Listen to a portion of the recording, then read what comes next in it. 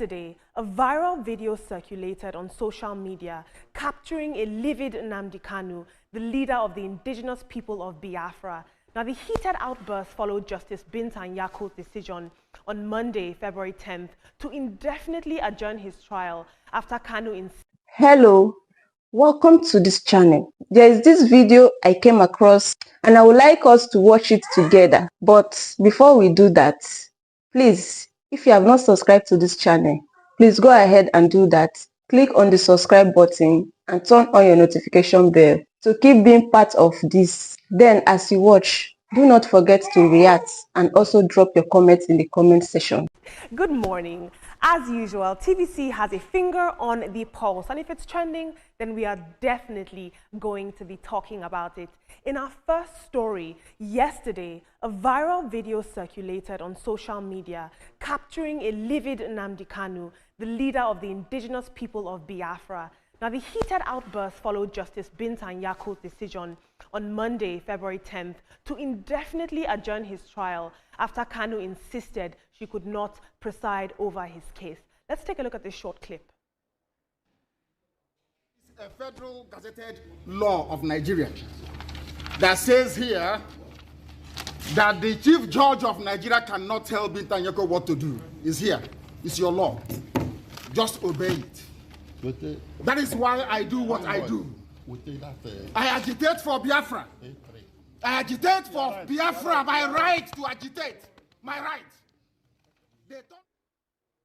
KANU had earlier filed a petition against Justice Nyako, and he accused her of judicial misconduct and demanded that the case be transferred to the Southeast. As usual, I am extremely curious to know what the people are thinking. Let's take a look at social media.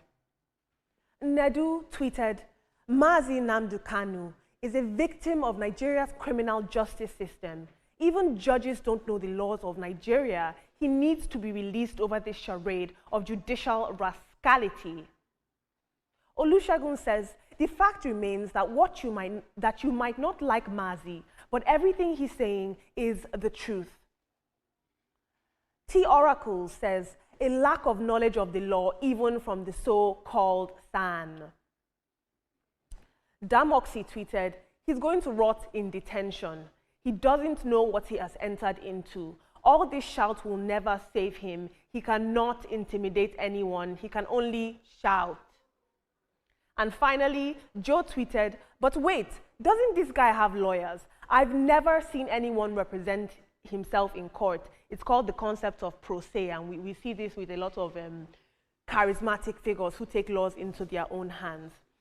We look forward to watching this story as it unfolds. In our next story, Dele Oyewale, the head of media for the Economic and Financial Crimes Commission, the EFCC, it's trending online after he stated that many home intrusions attributed to the agency are actually carried out by imposters. Now, his comments come amid growing public scrutiny following the death of EFCC officer last month, Aminu Sahabi Salisu, during a sting operation. Take a look at what Dele Oyewale had to say. It's a carrot and stick thing. We have our own way of dealing with that. Okay. And don't forget that it is not all of these cases where you have people breaking in and, all of these, most times they are not EFCC officers. I am telling you. I have had calls severally to say that some of these kids that you see online, you see people wearing happy car, we having all these funny things. No, now, that's not EFCC. I'm telling you. But people do that to discredit us, and we have been shouting and shouting and shouting, I can't recollect how many press statements I have written to say that all of these people, they are not from us. Now, if someone comes and he says, "Oh, I am from the EFCC," ask him to establish his identity. Now, of course, this video is inciting conversation over the ethics and transparency of the agency's tactics. Oyewale's statement aims to distance the EFCC from unauthorized raids, but many Nigerians are, of course, remaining skeptical, and they're questioning the agency's accountability and the potential misuse of its authority. I'm going to take a look at some social commentary now to hear what you guys are saying about this. Rinu Oduala tweeted, "You have heard from the head of the official EFCC." Well, he's actually the spokesperson. "Anyone breaking into your house under the guise of EFCC is an armed robber."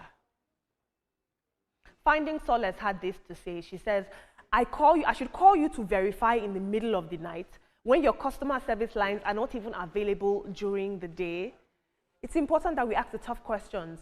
OK Belgium tweeted, "They are not EFCC until one of them is shot and he magically turns out to be EFCC." And finally, Rinu, the same Rinu says, "So the one who was shot dead wasn't an EFCC officer." Got it. Now, I think it's very, very important that the agency clarify for us right now. You know, how are we able to be distinct and know who is an EFCC official and who is an armed robber or who is an intruder? What do you guys think about this? They have told you what to do as Nigerians. Obviously, people are reacting as the matter of trust is still a major issue here. That's why people are reacting the way they are reacting when it comes to this matter. They say, reach out to us to confirm, request for their ID cards, request for anything to identify themselves. And if at the heat of the moment that you couldn't do that, then perhaps afterwards you can look at filing a case before the courts to say that these are the issues. If eventually you find out that it's an EFCC official that came to invade your space, whichever way you see. But as an EFCC official, you should have a means of identifying yourself as you say that you are invading people's home. But to NNAMDI Kanu's case now, Justice Binta Nyako had recused herself from his case initially, but now the case is before her, and he is really livid about this whole matter. I believe that the technicalities of his case and the law, a lot of people do not understand it. So I believe in due course, people will begin to understand the matters around his case. Well, Nnamdi Kanu, you know, a very illegal drone battle is been there for like, it's not going to end. But then we hope that it ends, you know, anytime soon because of the political, you know, not interference, you know, trying to settle things amicably. But his agitation, his anger, even to his lawyer, further adds another layer to his legal battle, you know, with the federal government. But I want to believe as what he says, because Southeast, we need peace in the Southeast. He is fighting their cause, according to him, that if he is released, well, is it 1 minute or he said 2 minutes? 2 minutes. Yeah, he said 2 minutes. The Southeast will return to, you know, what it used to be, you know, the glorious Southeast. So we just hope that, you know, they find, you know, a middle ground and resolve this issue so that Nnamdi Kanu can go back to his family and his people. I mean, I'm a staunch believer that when you want to raise a point or advocate for yourself, anger really takes away from your point. So people are not focusing on what Nnamdi Kanu is saying, but the way in which he's saying it detracts from his point. But that's typical of an activist. You don't expect an activist to speak, you know, quietly. But touching or tapping your lawyer to say, I'm talking, don't say, that was wrong from my perspective. That was wrong. You should be able to hold yourself, to just manage your anger, your emotions, whatever the case. That's but for me, that was wrong. That's right. Let's all be calming down. Thank you for watching this video. Please leave your contribution in the comment section and also do well to subscribe. I'll see you in my next video.